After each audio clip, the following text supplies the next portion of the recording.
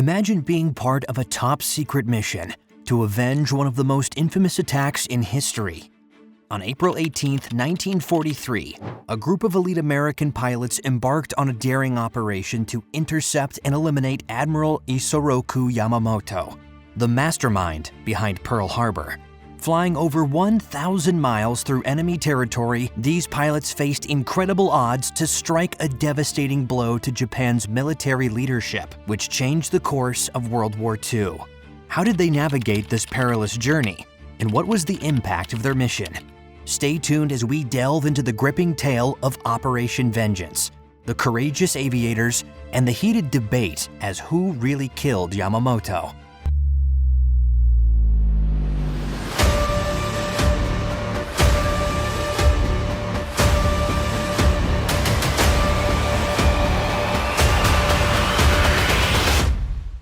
On the morning of December 7, 1941, a serene Sunday was abruptly transformed into a day of infamy at the United States Naval Base in Pearl Harbor, Hawaii. At 7:55 a.m., 353 Japanese aircraft unleashed a meticulously planned and executed surprise attack aimed at crippling the U.S. Pacific Fleet and preventing American interference in Japan's expansion into Southeast Asia. Admiral Isoroku Yamamoto, the commander-in-chief of the Japanese Combined Fleet, was the mastermind behind this audacious assault. Acutely aware of the United States' industrial might, Yamamoto believed that a swift, decisive blow to the U.S. Navy was essential to ensuring Japan's strategic advantage in the Pacific.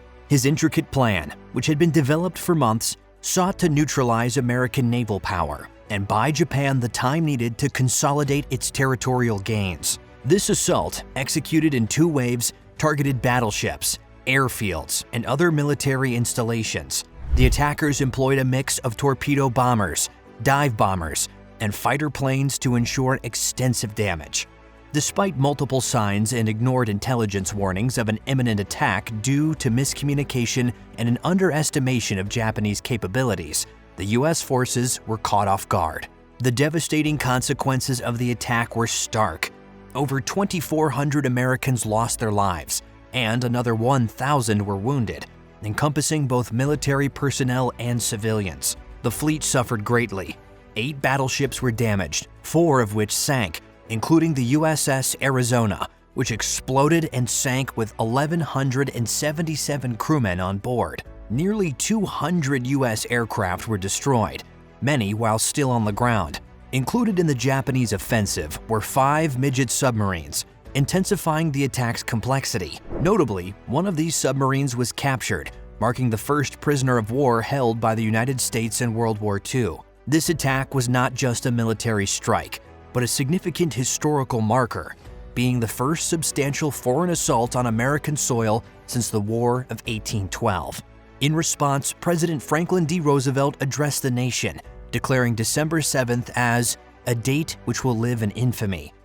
December 7th, 1941, a date which will live in infamy. The U.S. announced war on Japan the next day. On Sunday, December 7th, 1941, a state of war has existed between the United States and the Japanese Empire, thus marking its vehement entry into World War II. The resolve of the survivors, many of whom continued to serve with distinction throughout the war, was fueled by a burning desire to avenge their fallen comrades. The attack on Pearl Harbor, while achieving its immediate objectives, ultimately galvanized the American public and military, setting the stage for a determined and ultimately successful Allied effort against the Axis powers. This resolve and the lessons learned from the surprise at Pearl Harbor significantly influenced the strategic preparations and responses in the ensuing battles. 6 months later, one such pivotal clash was the Battle of Midway, fought from June 4th to June 7th in 1942. This battle marked a significant turning point in the Pacific War due to several critical factors that culminated in a decisive American victory. American cryptanalysts broke the Japanese naval code JN-25 to set the stage for the Battle of Midway. This breakthrough allowed the U.S. to anticipate Japan's plans to attack the Midway Atoll. To confirm Midway as the target, the Americans cleverly broadcast a false message about a water shortage on the island. When the Japanese referenced AF as having water issues in their communications, the Americans knew that AF referred to Midway, providing vital details about the timing and strength of the attack. Armed with this intelligence, Admiral Chester Nimitz prepared a trap for the Japanese fleet. 3 U.S. aircraft carriers, the USS Enterprise, the USS Hornet, and the hastily repaired USS Yorktown, were positioned northeast of the Midway. The Japanese, confident in their numerical superiority with 4 carriers and a large fleet, were unaware of the ambush waiting for them. On the morning of June 4, 1942, Japanese aircraft launched the first attack on Midway, causing significant damage to the island's defenses but missing the hidden American carriers. As the Japanese planes returned to their carriers to refuel and rearm, American dive bombers and torpedo planes launched their own attacks. Despite heavy losses among the torpedo bombers, the subsequent waves of dive bombers managed to strike devastating blows to the Japanese carriers. In a matter of minutes, 3 Japanese carriers, Akagi, Kaga, and Soryu, were hit, set ablaze, and ultimately sunk. The 4th carrier, Hiryu, managed to launch a counterattack, severely damaging the USS Yorktown. However, Hiryu was later found and destroyed by American dive bombers, completing the rout of the Japanese carrier force. The loss of 4 carriers, 248 aircraft, and 3,057 experienced crew members was a crippling blow to the Japanese Navy. In contrast, the United States lost Yorktown, a few aircraft, and some personnel.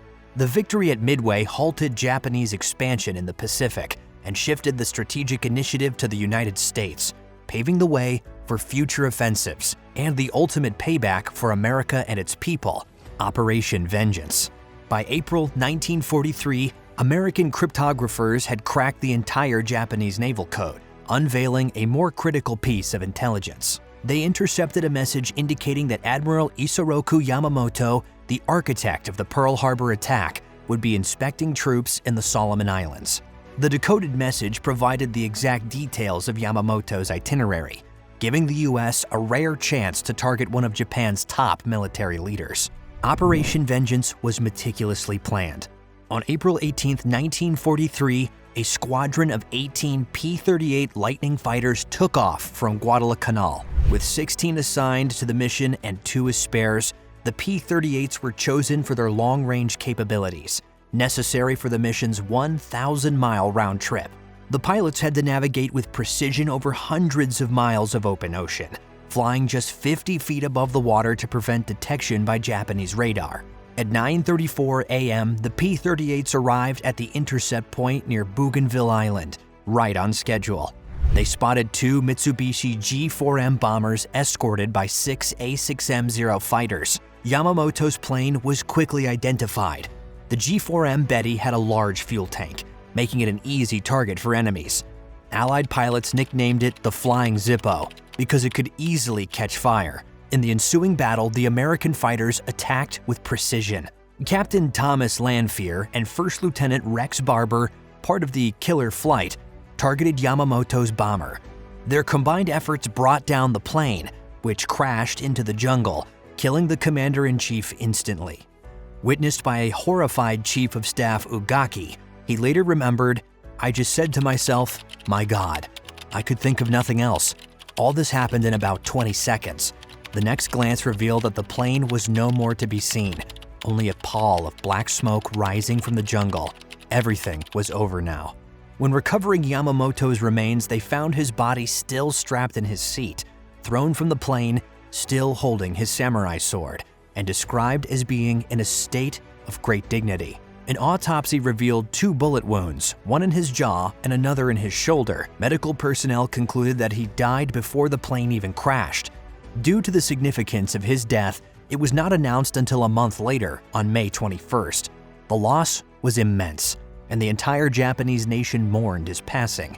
This operation delivered a significant psychological blow to Japan, proving the effectiveness of American intelligence and aerial combat strategies.